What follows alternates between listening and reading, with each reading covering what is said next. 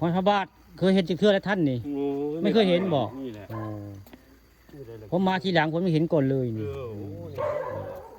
รอยพระบาทอยู่บริเวณวัดห้วยทรายได้วัดอ่างห้วยทรายบ้านห้วยหีบหน้าสีนวลแหละนี่ผู้ข่าปันคำผสมมันนี่พามาชมรอยพระบาทหรือบอกหัวตีนคนโบราณแล้วนี่บักใหญ่ตรงนี้อยู่บริเวณวัดห้วยทรายอ่างเล็กน้ำห้วยทราย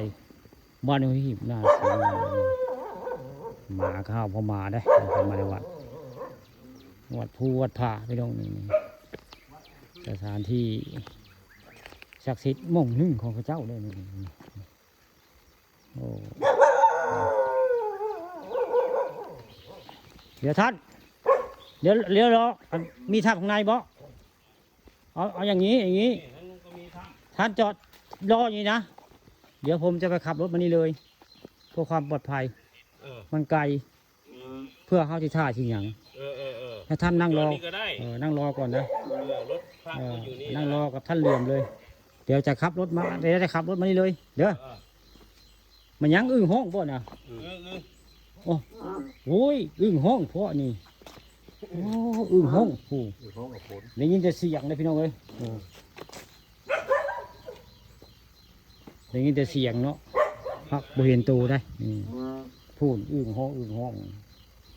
วันนี้ไปครับรถจักรบาลเนี่ยมาว่าในวัดพี่ละมันไก่จอดแต่ทางมาพี่น้องวันนี้เปลี่ยนใจได้จะขับรถมาไหว้พี่ดีกว่าเพราะว่าจะเข้าไปท่าในถ้ำได้บ้านนี้เพื่อความปลอดภัยเนาะเดี๋ยวจะขับรถมาพี่เลย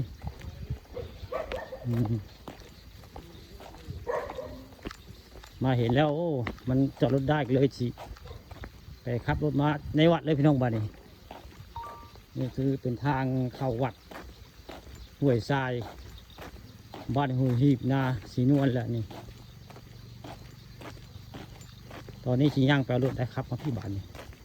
เปลี่ยนใจมันไก่พูดพี่น้องจอดอยู่อ่างคุณมันไก่แล้วบ้านนี้ชี้ไปครับรถยนต์จอดอยู่วัดเลยบ้านนี้จังปลอดภัยกว่าเนาะนี่แหละคือเป็นทางเข้าวัดห้วยทรายบ้านห้วยหีบนาสีนวลนี่ก็ทางเขาวัดก็มีห้องน้ำห้องในด้วยผู้ของน้ำก็มีได้เพียงแค่นี้สถานที่เห็นวัดห้วยทรายบ้านห้วยหีบนาสีนวลได้นี่